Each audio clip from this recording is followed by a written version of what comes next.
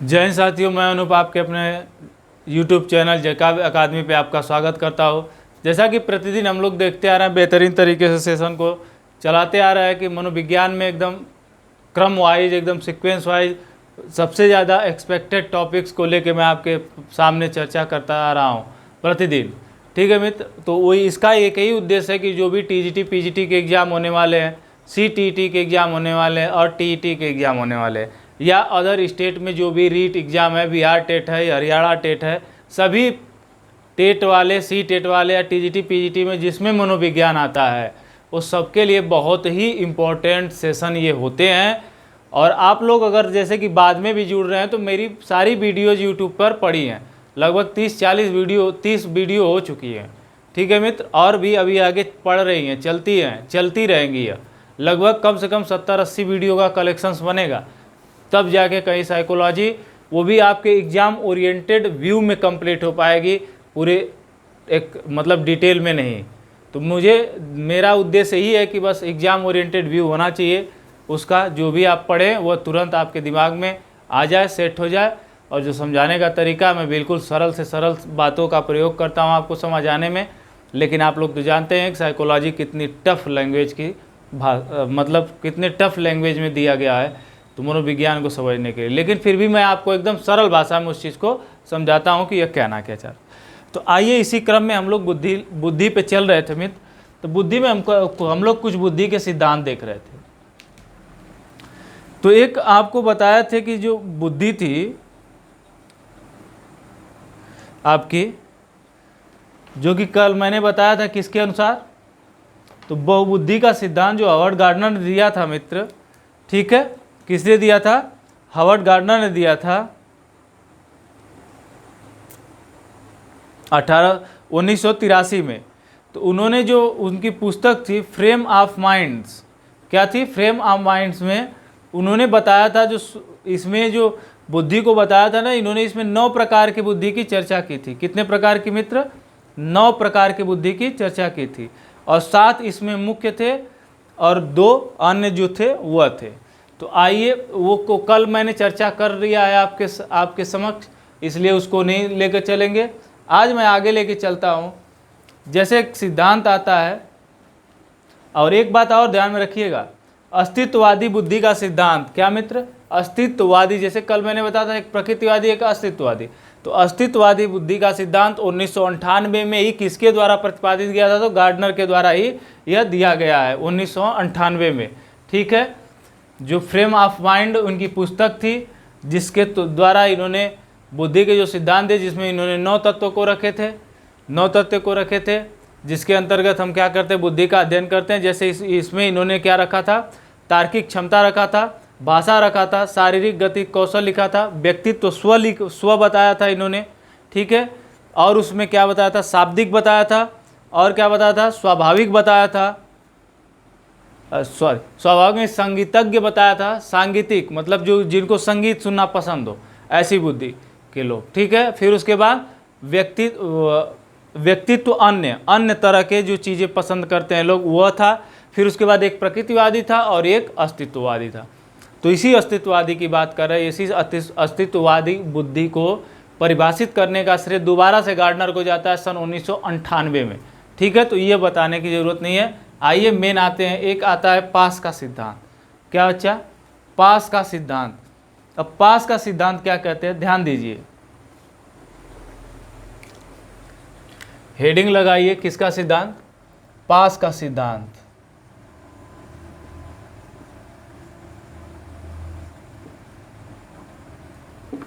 और चल क्या रहा है? बुद्धि। ठीक है मित्र,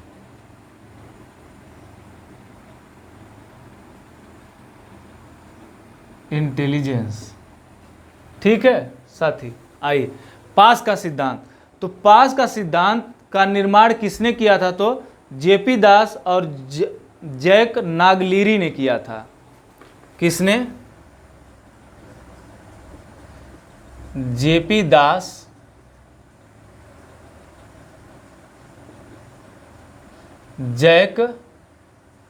जैक लॉगनिरी ने। किसने? जैक नागलीरी, ठीक है, और एक और थे कीर्थी। कौन थे? कीर्थी थे, अरे सॉरी किरबी थे बच्चा, कीर्थी नहीं किरबी थे, ठीक है, किरबी। इन तीनों लोगों ने मिलकर किसका सिद्धांत दिया? पास का सिद्धांत। इसको क्या कहते हैं? पास, ऐसे लिखा जाता है, पास का सिद्धांत, ठीक है मित्र, पास का सिद्धांत। मैं उसकी कोडिंग बताऊंगा अभी, पास का क्या अर्थ है, ठीक है। और यह सिद्धांत इन्होंने कब प्रतिपादित किया था? तो 1994 ईस्वी में प्रतिपादित किया था। पहला क्वेश्चन, पास का सिद्धांत किसके द्वारा दिया गया था? इन तीनों में से किसी कोई एक दे के और अन्य दे दे तो इसमें से तीनों एक हो जाएंगे, चाहे किरबी हो जाएंगे, चाहे जैक नागलीरी हो जाएंगे, चाहे जेपी दास हो जाएंगे, ठीक है। इन तीनों ने मिलकर क्या किया था? 1994 ईस्वी में पास का सिद्धांत दिया था। देखिए पास का सिद्धांत कहता क्या है, ऐसे लिखिए, PAS, ठीक है मित्र, ठीक है मित्र। पास का सिद्धांत क्या कहता है? कहता है प्लानिंग। क्या मित्र?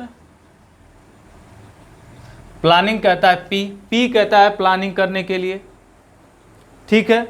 और ये कहता है अराउजल अटेंशन,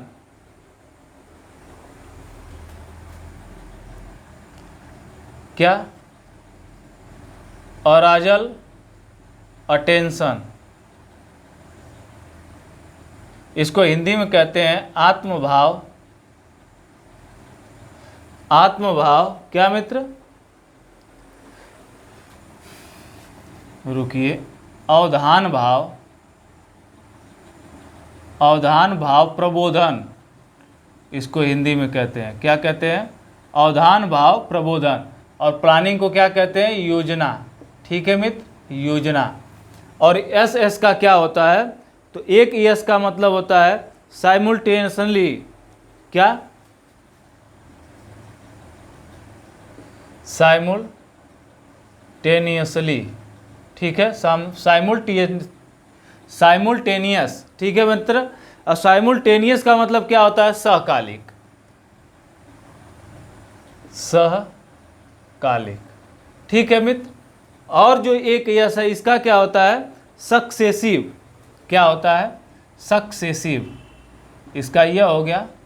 और इसका मतलब क्या होता है? सक्सेसिव, मतलब अनुक्रमित। ये कहलाती है थ्योरी ऑफ पास। क्या कहलाती है मित्र?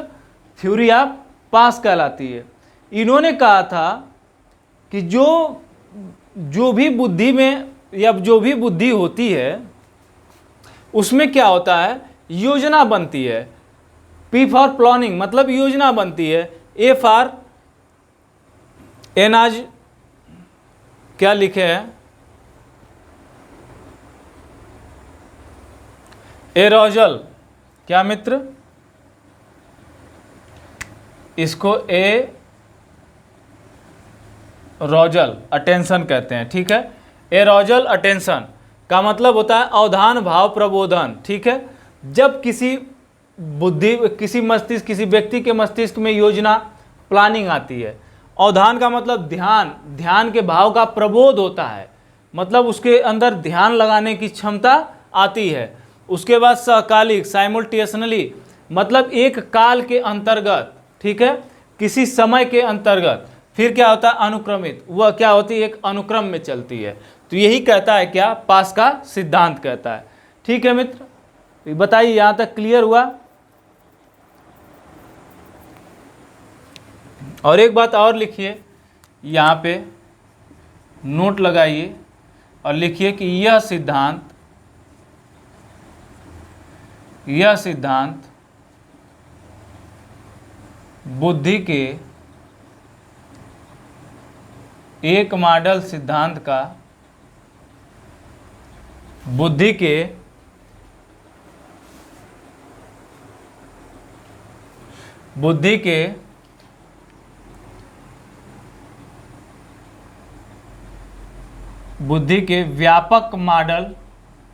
व्यापक मॉडल सिद्धांत का समर्थन करता है। बुद्धि के एक व्यापक मॉडल का, ठीक है, क्या एक व्यापक मॉडल का समर्थन करता है, ठीक है मित्र, समर्थन करता है। ठीक, यहाँ तक क्लियर हुआ? बताइए, यहाँ तक क्लियर हुआ बच्चा?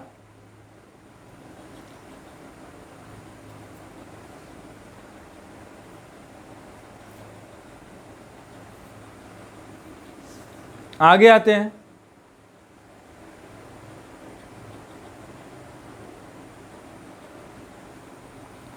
यह सिद्धांत जो है, यह सिद्धांत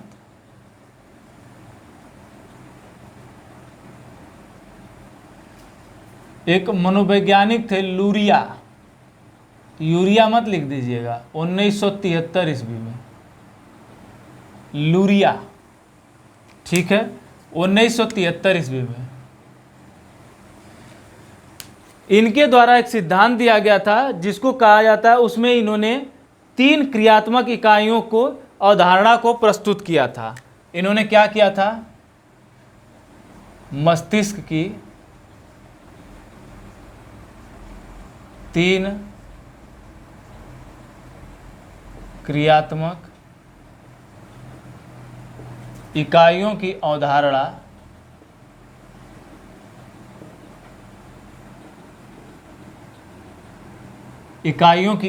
क्या किए थे?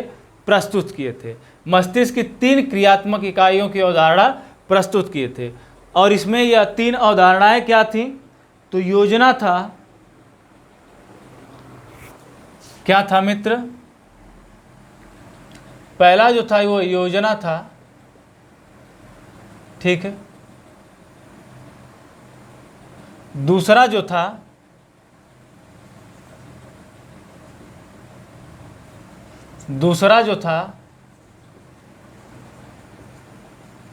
अवधान भाव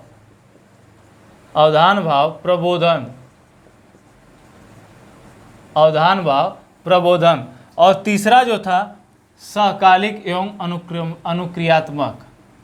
क्या था? सहकालिक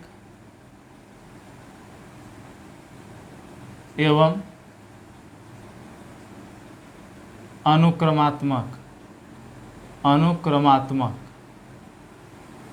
अनुक्रम में था, ठीक है, सहकालिक एवं अनुक्रमात्मक, ठीक है मित्र। इन्होंने क्या कहा था कि जो ज्ञान के आधार इन्होंने बताए थे, नीचे इन्होंने बताया था ज्ञान के आधार, बेस ऑफ नॉलेज, ज्ञान का आधार बताया। ध्यान दीजिएगा, अगर मैं ऐसे इसको बना दूं, ऐसे, ठीक है, कैसे? ऐसे बना दूं, ठीक है मित्र, ज्ञान का आधार जो दिया था इन्होंने। अब इसमें देखिए किन किन तत्वों की बात हुई थी, ठीक है। यह एक बॉक्स हो गया, ठीक, मान लीजिए यह क्या हो गया? एक मस्तिष्क हो गया। और इसमें किस किस तत्व की बात होगी? तो पूर्व अनुभव, संवेग, अभिप्रेरणा और अधिगम। पूर्व अनुभव, संवेग,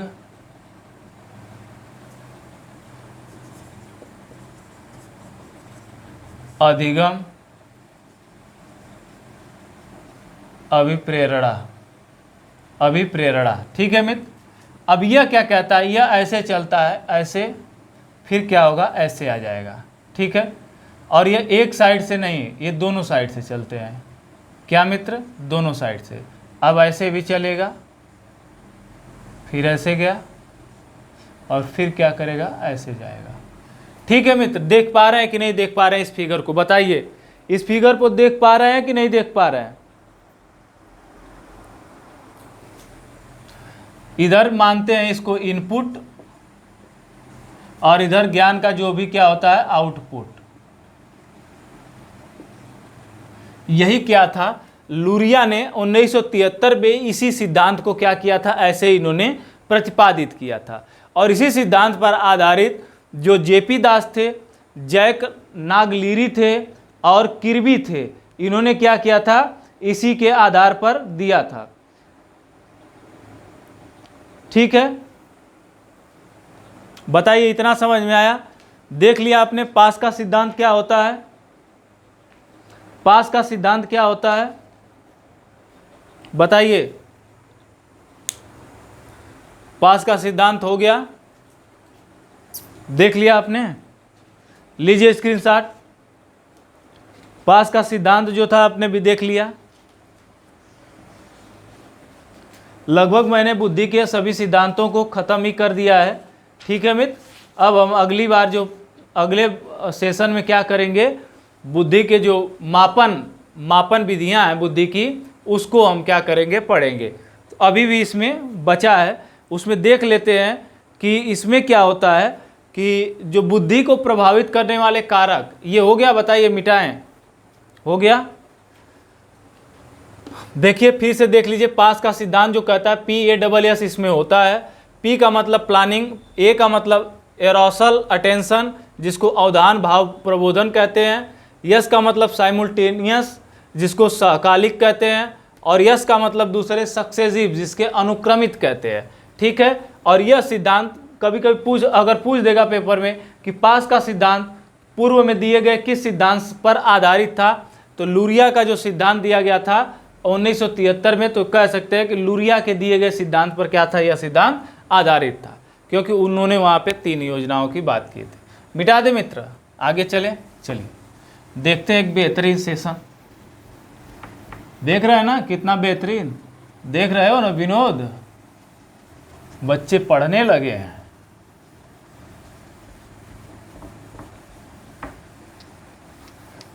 ठीक है मित्र, आइए।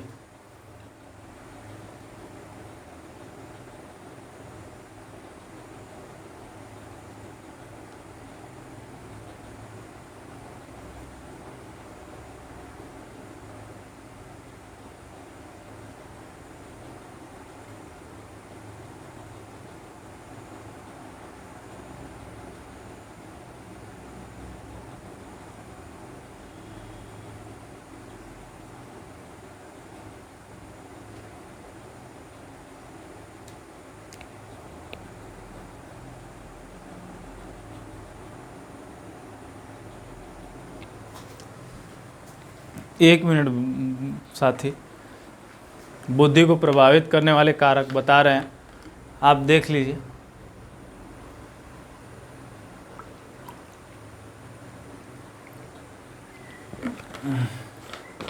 पानी पी रहे हैं मित्र, आइए देखते हैं।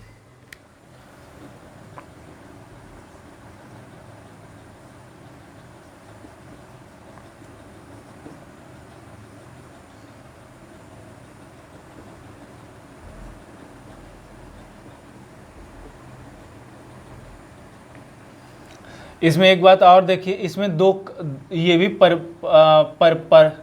प्रभावित करते हैं बुद्धि को, अनुवांशिकता, ठीक है मित्र, एवं वातावरण, ये दोनों प्रभावित करते हैं। अब देखते हैं परिवार। परिवार में क्या हो गया, परिवार में मित्र हो गए, जैसे कि अनुवांशिकता का प्रभाव जो होता है परिवार में। अच्छा, जैसे कि मैं 2 ही बातों में मैं लिख देता हूं, जैसे कि समझिएगा, ठीक है ना, क्या करिएगा, समझने का प्रयास करिएगा।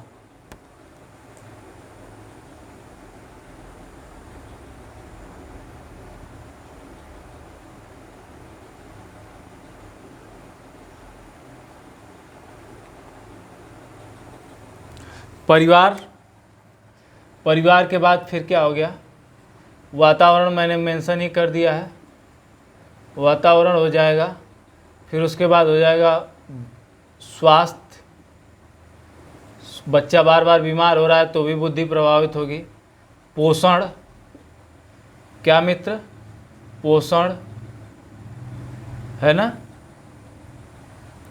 पोषण। खेल में बाधा, ये सब क्या है, बुद्धि को प्रभावित करने वाले क्या हैं, कारक हैं। इसमें क्या, अनुवांशिकता और वातावरण दोनों है। जैसे मान लीजिए कि मैं एग्जांपल देता हूं आपको, ध्यान से सुनिएगा। जैसे कि एक अनुवांशिकता में बालक, जैसे कि 2 बालक ट्विंस पैदा हुए, क्या पैदा हुए, ट्विंस, ठीक है मित्र, मतलब जुड़वा बच्चे पैदा हुए। जुड़वा बच्चे पैदा हुए, ठीक। तो उसमें क्या होगा कि दोनों की जो बुद्धि होगी, दोनों की बुद्धि जो होगी वह समान नहीं होगी, समान नहीं होगी। हो सकता है, लेकिन संभावना है, लेकिन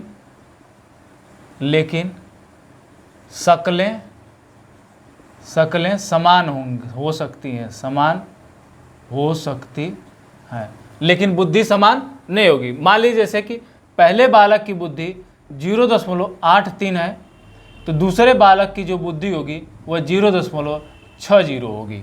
बताइए, समझ रहे इस चीज़ को? तो यह क्या कहता है?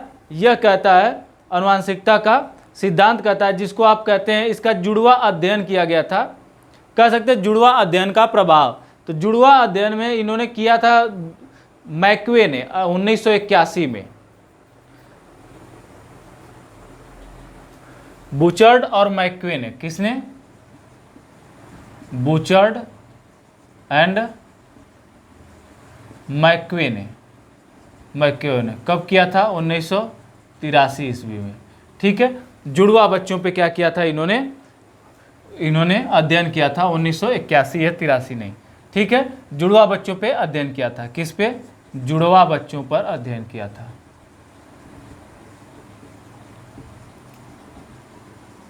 ये सिर्फ आपको समझने के लिए मैंने बता दिया कि ऐसे भी कार्य हुआ था, लेकिन इसको आपको पढ़ना नहीं है। आपके सिलेबस में उतनी चीज़ें नहीं है, तो उसको क्यों फालतू में पढ़ना, ठीक है। जो पीईटी वालों के लिए है, एक दिन मैं इसको बता दूंगा बेहतरीन तरीके से, पूरा एक दिन टॉपिक ही चला दूंगा, बुद्धि को प्रभावित करने वाले कारक को पूरी डिटेल में, ठीक है मित्र। तो ये रहे, चलिए आज का सेशन जो भी 10-15 मिनट का हुआ है, आज इतना ही रखेंगे, क्योंकि आज के बाद फिर से जब नई टॉपिक मैं शुरू करूँगा तो मैं सोच रहा हूँ कि नई वीडियो के साथ नए टॉपिक को लेके आऊँ। तो आज के लिए बस इतना ही मित्र रखते हैं, और आपको सेशन को देखने के लिए बहुत बहुत धन्यवाद। और इसी तरह आप हमारे ऊपर विश्वास बना रहे हैं, तो हम भी कंटेंट में कोई कमी नहीं रख रहे हैं। किसी भी नोट से, किसी भी यूट्यूब चैनल से आप टैली करते रहिएगा, देखिएगा अगर उनके कंटेंट से और इस कंटेंट में कोई फ़र्क या कोई अंतर आएगा। और यह डिसाइड आप और हम नहीं करेंगे, यह आने वाला पेपर करेगा, और उस पेपर में आप खुद जान जाएंगे कि अनूप सर के द्वारा कितनी बेहतरीन तरीके से मनोविज्ञान के जो प्रतिदिन वीडियो संचालित की जा रही हैं, प्रत्येक सेशन को संचालित किया जा रहा है, ठीक है मित्र। तो आप अपना प्यार ऐसे ही बनाए रखिए हमारे चैनल पे, ज़्यादा से ज़्यादा सब्सक्राइब, शेयर और लाइक करिए। जय हिंद, जय जय काव्य अकेडमी।